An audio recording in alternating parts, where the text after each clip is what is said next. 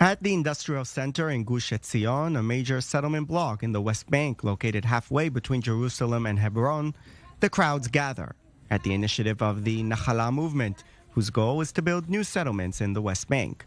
Lacking government approval for such a move, they plan to march to a nearby hilltop and stay there. We really hope the government will approve it. We don't want to be outlaws, but we have no other way.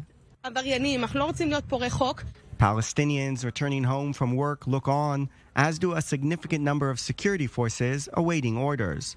Those will come from Defense Minister Benny Gantz, designated persona non grata among this crowd. Shame what you are doing here, Benny Gantz. Shame.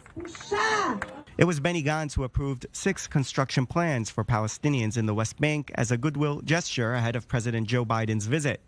Some of them were retroactive approvals for large swaths of construction without permits. Orit Struk, a lawmaker for the pro-settlement Religious Zionist Party and a resident of Hebron, does not hold back.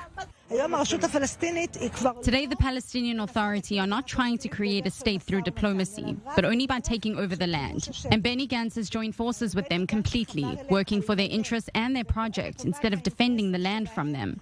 Therefore, Gantz is a very dangerous man of the Israeli left.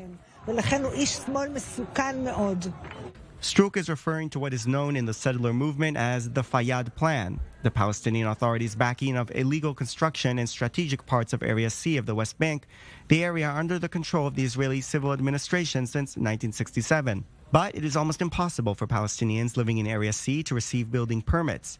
Afraid to speak on camera, several of them tell us they have in recent years built without permits in nearby villages. These crowds, mostly youth, don't have permits either, yet they march to their destinations. 6 hilltops throughout Area C in the West Bank. The military deciding to block passage, and mayhem erupts.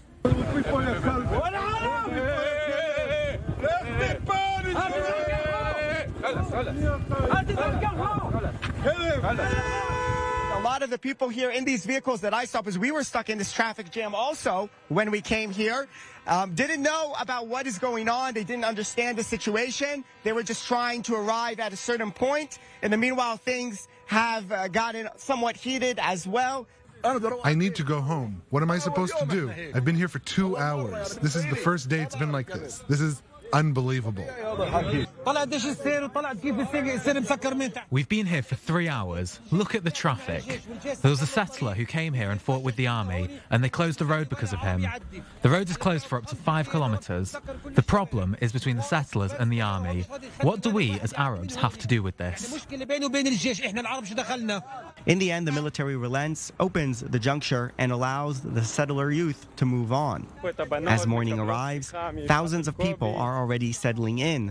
Paths are being cleared, activities for kids created, a yeshiva for Torah studies is in place, and some politicians from the Israeli right are there. The people here have decided to fight back against evacuations. Here is finally a struggle in favor of settlements, new settlement locations across the West Bank, across the land of Israel.